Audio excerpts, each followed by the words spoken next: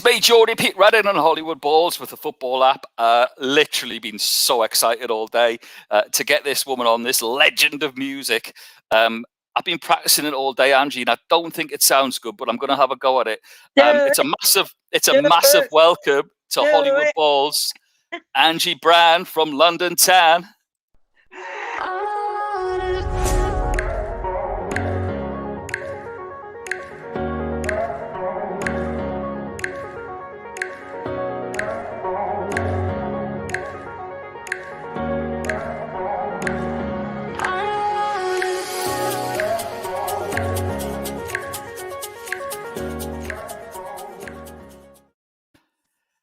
That was all right, wasn't it?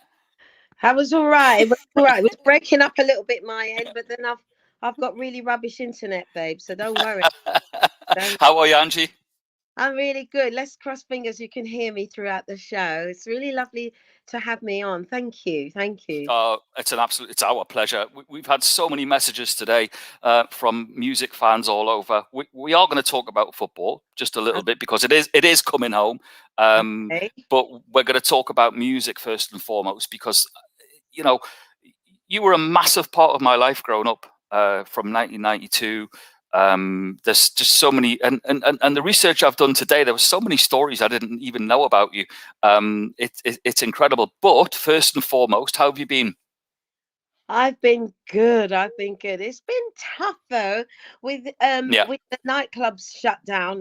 That was when COVID kicked in proper and the nightclubs shut down. I thought I was going to lose my mind because you know, in my head, it's like even through the world wars, 1 and 2, you can go dancing, draw your stockings on and go dancing. I thought when the nightclubs actually shut down, I had to go and deal with that. And that kind of did my head in a little bit because that's never happened, not in my lifetime anyway. So apart from that, you know, and that was only like about 8 months after my mum passed away, so it felt like oh no, with COVID as well, and then my relationship went downhill, and it just seemed like a horrible time. But you know, but then COVID, I learned to DJ during COVID, and I turned things around. I really have. So I met Mikey well online. So. Listen, I've got to say, Angie, there's a lot of people. I don't like to use the word. My sister will probably kill me for it, but it's called pivot. A lot of people did. I have. You have. But I remember I showed my dad. We were watching one Sunday afternoon. You were doing a massive Facebook Live DJ party. There was literally about thousands of people online watching. It was amazing. And I was really nervous. I just thought, let me just, on a Saturday afternoon, it was about 3 or 4 in the afternoon. I just did it every Saturday because I thought you did, yeah. Did it. Well, I always do festivals, Pete. You know that. I do festivals. I've been doing them for years. But then I'm the only singer on with all these DJs like Dave Pierce, this one, that, go on. And they play a banger, they play strings, you know, they play something, they go,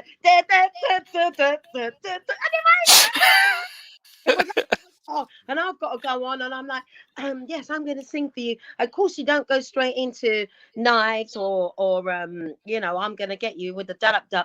I'm doing other tracks that not so well known, and it's really hard in a festival to keep those people interested because you know what it's like. The main stage went off, so you could hear Happy Mondays, the flashing lights. There's all this stuff going on, and like if you're not clever, your big top will be empty. And I just thought, I'm not gonna do this anymore. I'm the only vocalist on with 10 DJs. So I thought, no, I'm gonna learn to DJ so that when I come on, I can come on to a banger as well. And so I went to a DJ school maybe about 6 months before COVID kicked in. The DJ school. There's a DJ school, isn't there? Yeah, in North London. The London Sound Academy. It's called London. There's loads of singers. Do you know that though, Peter? Like DJs got more than us singers. So I thought, that's the way. That's the future, isn't it? Like garlic bread. That is the future. Learn how to DJ, and I'll be mimicking the years when I do that. Why? waster. Why waste your time? You. If you're doing that, Angie Brown, why can't you? Why can't you do it with the mixing thing? So that's why I didn't learn it. And then I think that everybody at the beginning of COVID, especially the first 6 months, people were crying out for entertainment. We were all sort of brokenhearted that there was nothing to, not, no place to go and nothing to do. And I just, one Saturday, I just went live. I mean, I was shaking. Really? Yeah. How? Well, you've performed at the top level. How were you shaking? I always shake when I DJ because this is different to singing. Different dynamic, is it? Yeah, and you want to get it so right. And then I said, all right, I'm gonna play this song. It's called Hallelujah anyway. And then someone, no, it isn't. This is Kings of Tomorrow. This is called All Right. Can I ask, Angie, when you're DJing, because you are such, and I'm going to get you to do it before the end of the show, so just beware. But Okay. when you're DJing, do you not want fancy breaking out into a bit of song? I do, but you know what? You're concentrating so much. I think that I will have to sing and DJ at the same time. That's my ultimate goal, because obviously I'm playing Knives and I'm Gonna Get You and Unbelievable and a few other things that I've had out, and Higher came out as well last November, and that's with the Prodigy producers. So yeah, I'm gonna have to like, but you've got to do it slowly though, Peter. It's like learning to drive. The first time you sit in that seat and you think, right, mirror signal. How am I going to do that? And a little boy out and that one, oh, check your mirror. How can you? It feels like you've got a lot to, to regulate in your brain. You've got a lot to make it feel at it. And then one day it all clicks in and the autopilot and everything, and it just, and you're doing it. You're doing all the things that you've practiced doing in your brain several times. Well, that's what it's like when I'm DJing. I'm thinking, okay, watch your levels. Watch your. You didn't put the beat time on. You didn't. You got the left and the right down. Yeah. Did you check the track, so that it's not just the beats at the beginning? What track is it? And DJs really know their music. Like, they know this is the track. But like me, I'm like that. I'm like, who is this? Never heard of her. Or, that happens quite a lot with me. Like, no, they know that artist, and that's a Block and Crown remix, that is. And I'm like, really? Yeah. That's a Matt Chapman remix, and you're like, okay, like, it's just a song. It's just a song. So I've learned a lot anyway, DJing. So you've pivoted. Listen, I'm getting so many messages in. It's great to have everyone on board from all over the world messaging in. By the way, just so you know, Angie Brown is my guest host this evening. George is having a well-deserved break, my co-host, because it's his birthday, and also his son is graduating. So for those of you asking, but also, Angie, I've got to say, because if I don't do it, when I moved to London in '97, and I met a young man there called Mick Maguire, who took me under his wing, a Brixton boy. And when he found out you were on the show tonight, he just said, so we've got to do it, basically. You've just got to give a shout out to Mick and say, hi, Mick, how are you? Brixton boy, oh my gosh. Oh my God. Well, I lived in Gately Road, which is not far from the station. and I went to Stockwell Primary School around the corner. So, Mick, do you know those places? Nice to meet you, fellow Brixtonian. And I hope you're well, Mick. Isn't it? It's always, isn't it, the Irish and the black.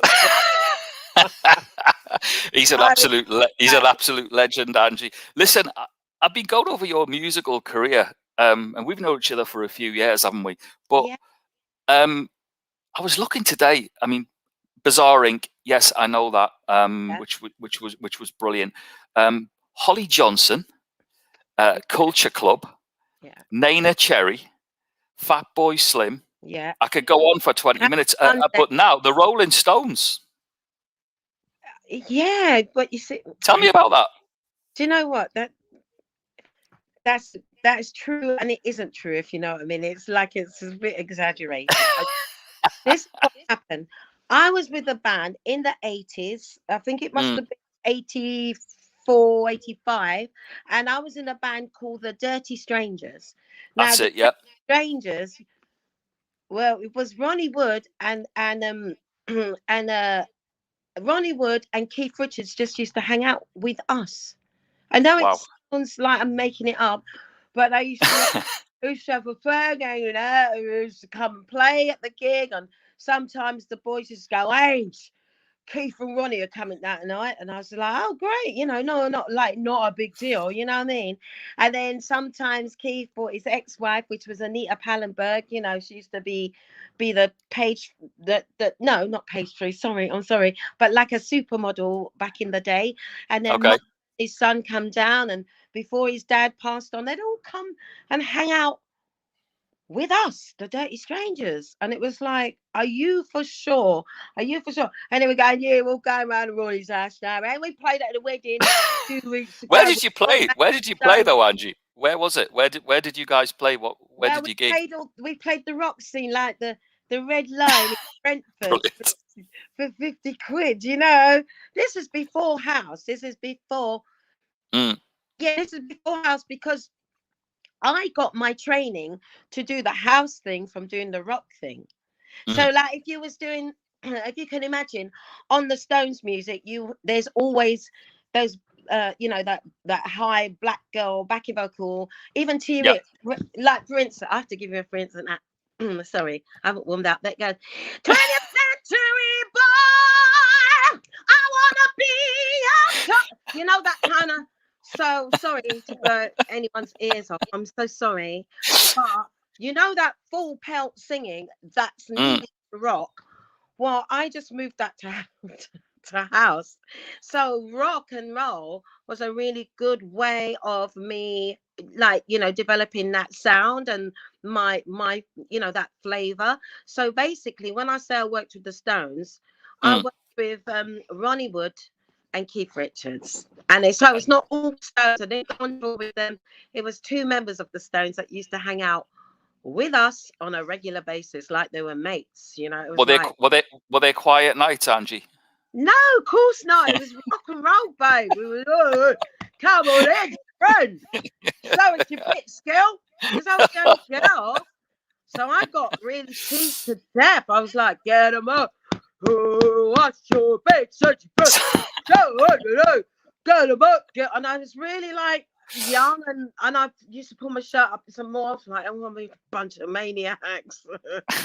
But they were good guys. They were like my brothers, you know what I mean? They really were. And they helped me to toughen up as to how guys think. They helped me Um, to toughen up. So it's good. how how did you move into? I mean, you just mentioned it briefly. How did you go from rock and roll into what I call, for me, dance? Yeah, yeah. Okay. If you can cast your mind back, because you probably would have been at primary school when I was doing all this. Basically, out of our mid 80s, you know, Mm, Jocelyn Brown did that yep. Somebody Else's Guy, and that beginning of Somebody Else's Guy just kind of blew people away, and it went into that real house biz, somebody else here, and all of that really blew people away, didn't it? That's that sound. And then in Chicago they were doing uh is it Candy Staten Yep. and raise your hands up in the air stuff. So house was being developed out of gospel and out of rock and out of pop. Okay, and it was really really new, but the people were putting beats to it. I don't know if you've ever heard of this bootleg that was going around at the time. If you can imagine, this is really really really new. The Amstrad stereo had just been invented, so schoolboys were playing a cassette recorder. Yep. Yeah, my mix. This is my right. My mix is better than yours. So this is all really new. And then they're requiring that bootleg. On the bootleg, it had everything. It had I'm gonna get you. It had right on time, right on time. I had that on it. It had so half of the stuff that Snap did. It was Yep. all on a bootleg. And so we just listened to what the Americans were doing and we copied it and sold it back to them. Now, when they wanted something done, they wanted Shaka, Aretha, they wanted Jocelyn, they wanted that big voice, and there wasn't a lot of British girls who could do it, but I could from doing the rock Yeah. and roll. So you know? had the voice. You had the voice. Yeah, the boys from Bazaar Inc. are like, can you sing like Jocelyn? I heard this. Wow, it's your town, you know. And I thought, I can't do that, but I'm gonna have to try because you know what, this sounds good. I just about heard of Bazaar Inc. because they had the hit with Playing with Knives, Yeah. and I thought I'm gonna have to learn how to recreate that sound because that obviously that's the future, that's the way forward, and so I learned how to do it. And I've always had singing lessons anyway as a child, always. I don't think you need them. Listen, it's a big night tonight in England, especially a massive night in London at Wembley. Got to ask you, is it coming home? Of course, it's coming home. Football, it's coming home. It's coming. Oh. Yeah, it's coming home. Of course, it's coming home. I mean, do you know what it is? What I've learned, not that I know a lot about football. Oh, I'm getting nice and hot. I'm sitting in the bay window, right? Brilliant. What it is like the team. It's the team. Spirit.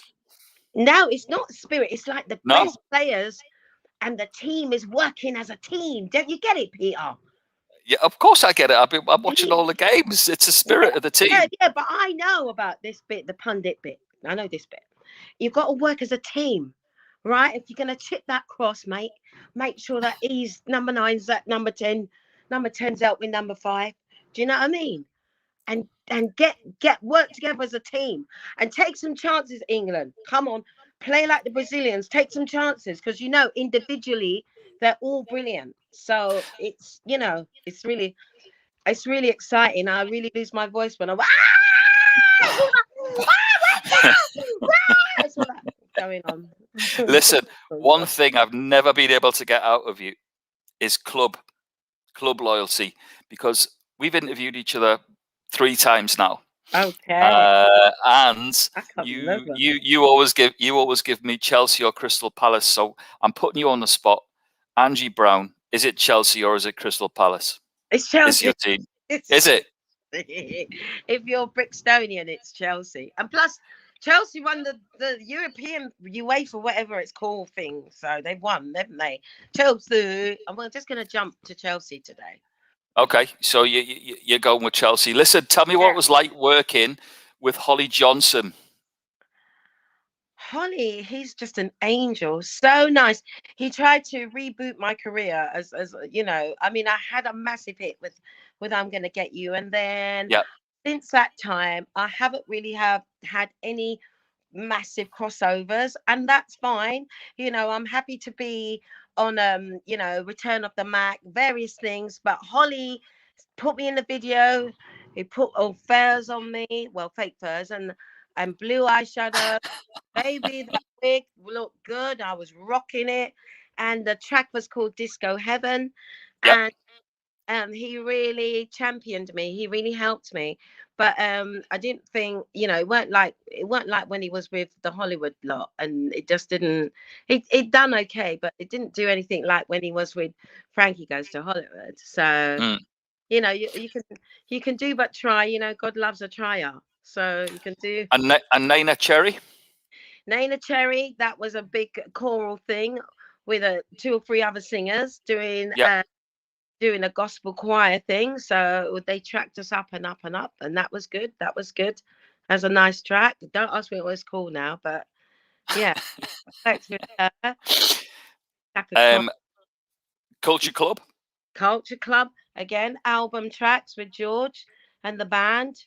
He must be an amazing guy, Angie. Yeah, brilliant. He's a really he's one of the people in the industry that's really, really kept his feet on the ground. You know what I mean? Okay, he's sort of blown it at times, but when he sees musicians and he sees people he knows, he's always respectful. George is always like that, and so is Mark Morrison as well. Actually, when he sees me, he treats me a bit like his mum. It's quite sweet. Well, you're my soul mum. You're my Brixton mum. I should say sister, really. Yeah, I know. No, but I've got to get you a prediction. What are you going to say tonight? What are England going to do? What's the score going to be? Yeah, it's going to be 2-1. Yeah. 2-1. Archie Gemmell. You ain't talk about 70s football. What I know about 70s. I'm coming to that. I'm coming to that. And go on. You mentioned before your 70s football knowledge. What's with Archie Gemmell, by the way? I don't know. My brother used to just say it a lot when we was little.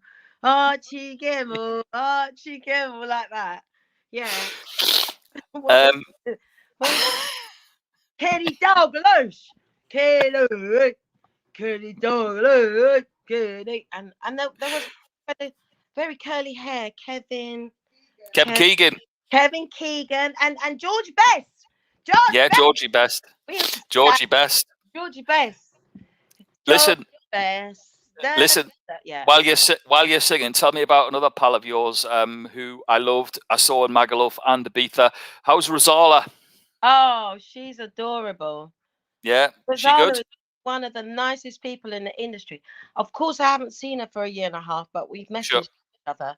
Yeah, and the gigs start in this weekend, but lots of festivals are still in for August, so I will bump into her at Reminisce and various gigs around the country. And I've got some gigs around the UK because some of the German performers have cancelled. So happy days for me. So I've got in there with some other gigs. So when are your gigs coming up then? Because it's all we had the guys from the Dub Pistols on Saturday, Barry Ashworth and Shawnee T. Who you'll know, and they're getting ready to line up for gigs. So when are you getting ready to play again? Well, like I said, I'm going to be doing little gigs this weekend. Well, I'm going up to Manchester, and I'll be playing at the Tribeca, which is a big community venue actually, and I'll be on with the Breaks, and that'll be good. And then Saturday I'm DJing, so I'm back down to London and down to Eastbourne to do some DJing, and then the week after that, well, let's say the weekend of the last week in July when everything opens, it kicks off. At the weekend I've got 3-4 gigs at the weekend. So good. When you're coming out to Dubai to play? But I know I have the last time I was in Dubai, I had to be about 3 years ago now. So, do you know what I mean? But I have you didn't text me? I know, but I've got a holiday coming up soon. Dubai. Maybe I can wing myself a gig as well while I'm out there. We'll work on that. I'm sure we can. Listen, it's been absolutely fantastic. What we've got to do is give the guys and girls their last code because they're all on waiting for this code in our community. But what I am going to ask you to do is give us a blast. We can't not have you on and not do I'm going to get you. Yes, I am. You've got to do it. I know what my voice is like. I hope I'm not ruining anyone's ears or breaking anyone's microphone. Go on, go for it. Okay. Why waste your time? You know you're gonna be mine. You know you're gonna be mine. You know you're gonna be my baby. I'm gonna get you, baby. I'm gonna get you, yes I am. I'm gonna get you, baby. I'm gonna get you, yes I am. I'm gonna get you, yes I am. I'm gonna get you. I'm gonna get you. I'm gonna get you. Unbelievable. And it's coming home, Angie Brown, isn't it? Yeah, England. Where is England? England. Yeah, we're doing it. It's been absolutely brilliant to see you. We love you loads. Love to the family, and let's catch up soon. Thanks, Pete. Have a good show, guys. I love you. Give everybody, give Mick McGuire a big hug from me, okay? Will do. Okay, bye, honey bunny.